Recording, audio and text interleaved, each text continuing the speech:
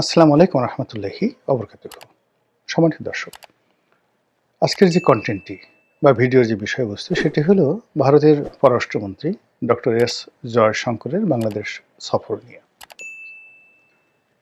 এটি বাংলাদেশের যে রাজনীতি, গত ১ বছর ধরে রাজনীতির যে হিসাবপত্র ছিল, রাজনীতির যে গন্তব্য ছিল, প্রায় সব হিসাবপত্র উল্টে দিয়েছে এবং গন্তব্যকে ভিন্ন খাতে প্রবাহিত করে দিয়েছে।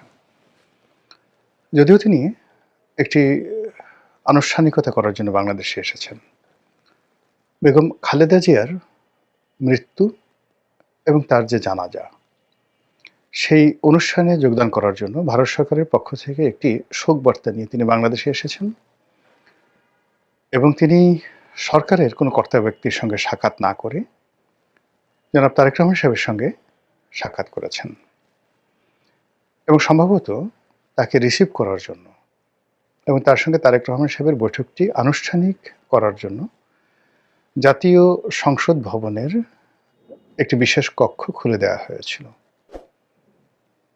এবং জনাব তারেক রহমান সাহেব এবং জয়শঙ্করের মধ্যে যে বডি ল্যাঙ্গুয়েজ, তার কথাবার্তা এবং টোটাল যে আনুষ্ঠানিকতা, এই আনুষ্ঠানিকতা সরকার করেছে, রাষ্ট্র করেছে, না কোনো বাহিনী করেছে, না কারা করেছে আমরা জানি না।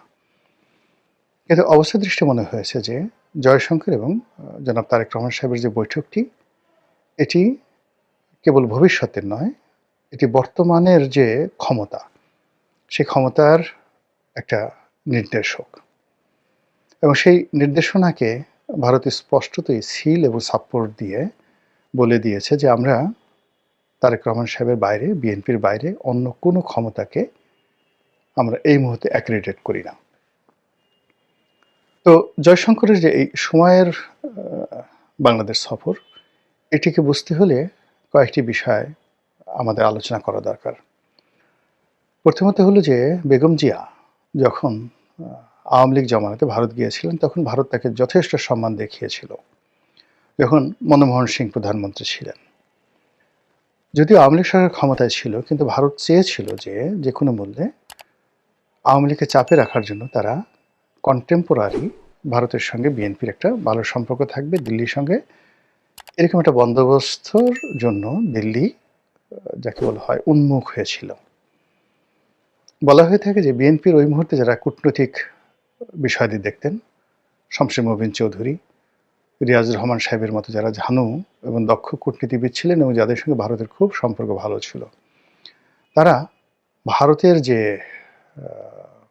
রাজনীতিবিদ, কূটনীতিবিদ, আমলা, সবার সঙ্গে একটা সুসম্পর্ক স্থাপন করে বেগম জিয়াকে ওই মুহূর্তে ভারতে নিয়ে যাওয়া হয়েছিল এবং তাকে যে রাষ্ট্রীয় প্রোটোকল দেওয়া হয়েছিল, এটি ভারতের ইতিহাসে নজিরবিহীন। বাংলাদেশের সংসদের প্রধান বিরোধী দলীয় নেতা, তো তাকে বাংলাদেশের প্রধানমন্ত্রী হিসেবে রাষ্ট্রীয় প্রোটোকল দেওয়া হয়েছিল। এটা সম্ভবত 2011 বা 12 সনে প্রণব মুখার্জি তখন রাষ্ট্রপতি।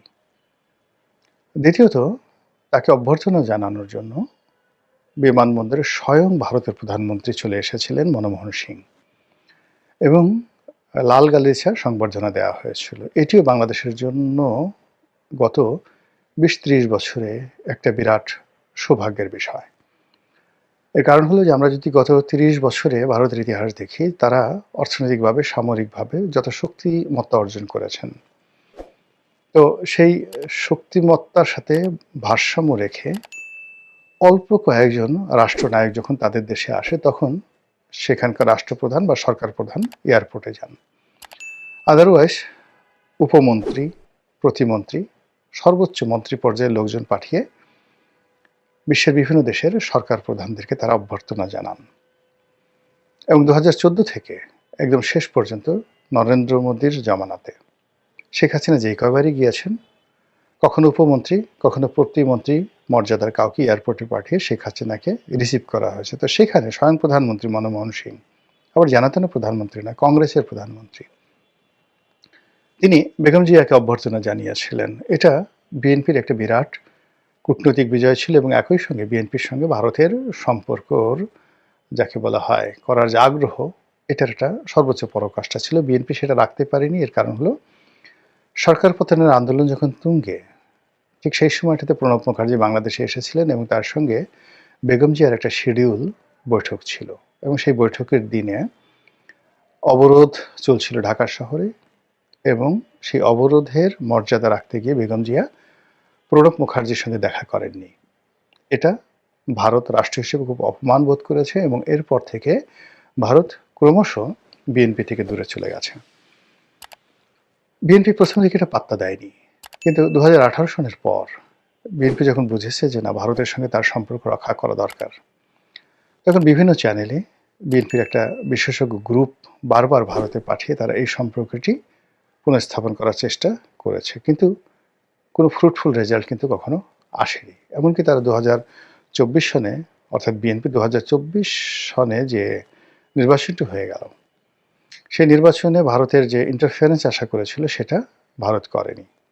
অন্যদিকে বলেন, অন্যান্য এজেন্সি বলেন, যার সঙ্গে সাধারণত রাজনীতিবিদদের একটা ভালো সম্পর্ক থাকে, সেই অর্থে লন্ডনে তারেক রহমান সাহেবের সঙ্গে তাদের একটা সম্পর্ক প্রথম থেকেই ছিল, কিন্তু সেই সম্পর্কের ভিত্তিতে তারেক রহমান সাহেবও ভারতকে বিশ্বাস করতে পারছিলেন না, আর ভারতও তারেক রহমান সাহেবকে বিশ্বাস করতে পারছিলেন না।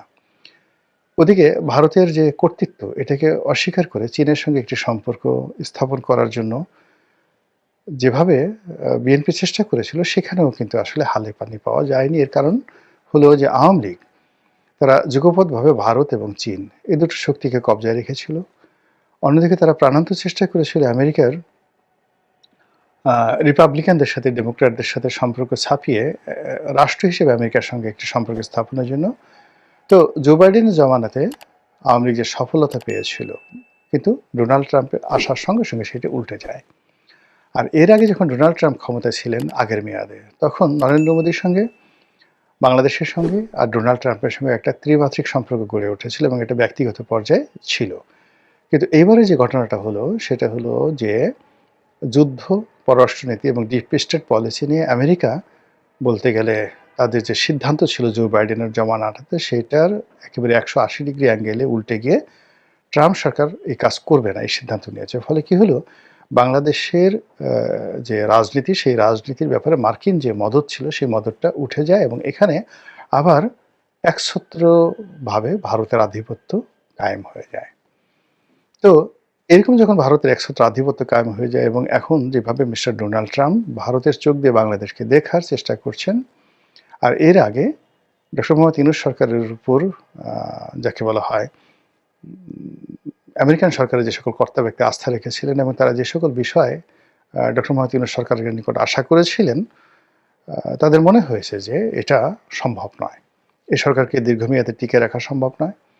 আর এই সরকারের সাথে যদি কোনো বাণিজ্যিক চুক্তি দীর্ঘমেয়াদে করা হয়, কোনো রাজনৈতিক চুক্তি করা হয়, বিশেষ করে বার্মা অ্যাক্টটাকে বাস্তবায়ন করার জন্য তারা যে করিডরের কথাবার্তা বলছিল বা সেন্ট মার্টিনে যে সকল কথাবার্তা হচ্ছিল, এটা ডক্টর মোহাম্মদ ইউনূস সরকারের সঙ্গে তাদের করাটা ঠিক হবে না, এটা তারা বুঝে গেছে। ফলে আমেরিকা পিছু টান দেওয়ার সঙ্গে সঙ্গে সেই জায়গাটি ভারত দখল করে নিয়েছে।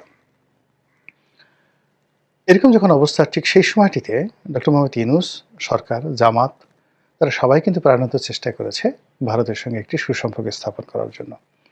জামাত যতই অস্বীকার করুক, যত কথাই বলুক না কেন, দেশে, দেশের বাইরে সব জায়গাতে জামাতের যারা শীর্ষ নেতৃবৃন্দ রয়েছেন তাদের সঙ্গে ভারতের যে কূটনৈতিক পর্যায়ে একটা সমঝোতা হয়েছিল, কথাবার্তা হয়েছিল বা একটা আলোচনা চলছিল, তার একটি খবর রয়টার্সের সংবাদের মাধ্যমে ইতিমধ্যে আপনারা সবাই জেনেছেন। তো যা হোক, ভারত শেষ পর্যন্ত ডক্টর মোহাম্মদ ইউনূস কিংবা যাকে বলা হয় জামাত, তাদের সঙ্গে 2024 সন এবং 2025 সনের জুন জুলাই পর্যন্ত যেভাবে আশাবাদী ছিল, সেটা আগস্ট সেপ্টেম্বর থেকে এটা বুমেরাং হতে থাকে এবং আমেরিকার মতো ভারতও বুঝে যে জামাত এবং বর্তমান যে সরকার আছে, ইউনূস সরকার, তাদের উপর নির্ভর করাটা তাদের জন্য নির্বুদ্ধিতা। ফলে বাংলাদেশের সাথে যদি সম্পর্ক স্থাপন করতে হয়, তাদেরকে এখানে আবার আওয়ামী লীগকে পুনর্বাসিত করতে হবে, যা বলতে গেলে 1% সম্ভব, 99% অসম্ভব। দ্বিতীয় যে অপশন বা একেবারে সর্বশেষ একমাত্র তাদের যে অপশন, সেই অপশন হলো বিএনপির সঙ্গে একটি সমঝোতা করা, যেটি তারা করতে চায়নি। তো সেই অর্থে হয়তো পর্দার আড়ালে বিএনপির সঙ্গে তাদের কোনো ভালো কথাবার্তা হয়েছে, সেভেন সিস্টার নিয়ে কথা বলা হয়েছে, সীমান্ত নিয়ে কথা বলা হয়েছে, 10 ট্রাক অস্ত্র মামলা নিয়ে কথা হয়েছে এবং সম্ভবত আওয়ামী লীগ নিয়েও কথা হয়েছে। এতে কোনো সন্দেহ নেই এবং সেই কথার উভয় পক্ষ, বিএনপি এবং ভারত, তারা পরস্পরের প্রতি আস্থা স্থাপন করেছে, একটা সমঝোতা এসেছে, কমিটমেন্টের পর্যায়ে এসেছে। এটা বোঝার জন্য রকেট বিজ্ঞানী হওয়ার দরকার নাই। তারপর যেভাবে একেবারে ঝড়ের গতিতে, কোনো রকম পূর্ব প্রস্তুতি না নিয়ে জাস্ট ঝড়ের গতিতে জনাব তারেক রহমান সাহেব বাংলাদেশে এসেছেন, আর আসার পরে যে ঘটনাগুলো ঘটছে এটি মিরাকেল নয়। এটির পিছনে বিএনপির কূটনৈতিক যে মহল, যারা ভারতের সঙ্গে একটি সম্পর্ক রক্ষা করতে চাচ্ছিল, তাদের সফলতা, এতে কোনো সন্দেহ নেই। এবং তার প্রেক্ষিতে ডক্টর জয়শঙ্করের বাংলাদেশ আগমন এবং তারেক রহমান সাহেবের সঙ্গে যতটুকু বৈঠক হয়েছে আমরা দৃশ্যতে যেটা দেখেছি, আর তাদের মধ্যে কি কথা হয়েছে আমরা জানি না, কিন্তু যতটুকু আমরা বডি ল্যাঙ্গুয়েজ দেখেছি তাতে মনে হচ্ছে যে এই মুহূর্তে ভারত, জয়শঙ্কর যে কোনো মূল্যে বাংলাদেশে একটি নির্বাচন চাচ্ছে। সেই নির্বাচনে বিএনপি জয়লাভ করে আসুক, তারেক রহমান সাহেব ক্ষমতা লাভ করুক এবং প্রধানমন্ত্রী হোক, এই ব্যাপারে বিএনপির এই যে বিজয়, সম্ভাব্য বিজয় সম্পর্কে ভারতের কোনো আপত্তি নাই, বরং তারা এটিকে স্বাগত জানাবে। বাকি পর্দার আড়ালে যেসব কথাবার্তা হয়েছে সেটা হয়তো আগামীতে আরও ওপেন সিক্রেট হয়ে যাবে। দ্বিতীয়ত, এখানে বিএনপি যে বিরোধী যে শক্তিগুলো রয়েছে সেই শক্তিগুলোর সঙ্গে ভারতের যে সম্পর্ক ছিল বা কথাবার্তা হচ্ছিল, সে বিষয়গুলো আপাতত মনে হচ্ছে যে তারা ইউটার্ন নিয়েছে এবং বিএনপির যে প্রতিপক্ষ যে শক্তিগুলো আছে সেই শক্তিগুলো in terms of relationship with India তাদের কপাল পুড়েছে, এতে কোনো সন্দেহ নেই। এখন এই যে ভারতের সঙ্গে যে একটা সমঝোতা হলো বা হচ্ছে, সেটা বিএনপির সঙ্গে হচ্ছে, এতে রাগ ঢাকা করার কিছুই নেই। এটার পরিণতি কি হবে? এই পরিণতিতে কি সুন্দর একটি নির্বাচন হবে? অথবা ধরুন এই যে ভারত বিএনপিকে যেভাবে সাপোর্ট দিচ্ছে, এটা যদি ডক্টর মোহাম্মদ ইউনূস এবং জামাত, তারা যদি এটাকে একটা প্রেস্টিজ ইস্যু হিসেবে নেয় এবং নির্বাচনের ঠিক 1 সপ্তাহ আগে যদি তারা সবাই সদল বলে নির্বাচন থেকে সরে দাঁড়ায়, এখন তো নতুন করে শিডিউল ঘোষণা আর সম্ভব নয়, নতুন করে কোনো প্রার্থী পাওয়া যাবে না, রাজনীতির ময়দানে কোনো বিরোধী দল নেই, কেবলমাত্র বিএনপি, তার সঙ্গে সঙ্গে জামাতের যারা ঐক্যবদ্ধ গ্রুপ আছে, তারা যদি হঠাৎ করে দর কষাকষি করে যে আমাদেরকে জাতীয় সরকারে এই কটা পদ দিতে হবে, তাহলে আমরা নির্বাচনে আসবো, আদারওয়াইজ আমরা নির্বাচনে আসবো না। সেক্ষেত্রে কি হবে? নির্বাচনটি একতরফা হবে, 15 ফেব্রুয়ারির মতো হবে, 300 আসনে বিএনপি জয়লাভ করবে, জামাত তখন আওয়ামী লীগের সঙ্গে যোগদান করবে, অথবা জামাতের চাপের কাছে, সরকারের চাপের কাছে ডক্টর মোহাম্মদ ইউনূসকে রাষ্ট্রপতি বানাতে হবে, জামাতের আমিরকে উপপ্রধানমন্ত্রী করতে হবে এবং মন্ত্রী পরিষদের অর্ধেক সিট জামাতকে ছেড়ে দিতে হবে। এই সকল যদি শর্ত, জাতীয় সরকারের শর্ত বিএনপি অস্বীকার করে, তাহলে রাজনীতির ময়দান জামাতের যে শক্তিমত্তা রয়েছে তার সঙ্গে সঙ্গে আওয়ামী লীগ তো এখানে মানে পিন এবং পাঞ্চ এ দুটো করার জন্য তারা মুখিয়ে আছে। তাহলে কি হচ্ছে? আমরা যত কিছু ভালোই ভালোই কল্পনা করছি, যেভাবে ভারতকে সব কিছুর মানে দণ্ড এবং মুন্ডের অধিকর্তা মনে করছি, সেটি বাস্তবায়িত নাও হতে পারে। মহান আল্লাহ আমাদের সবাইকে হেদায়েত দান করুন এবং হেফাজত করুন। আসসালামু আলাইকুম ওয়া রাহমাতুল্লাহি ওয়া বারাকাতুহু।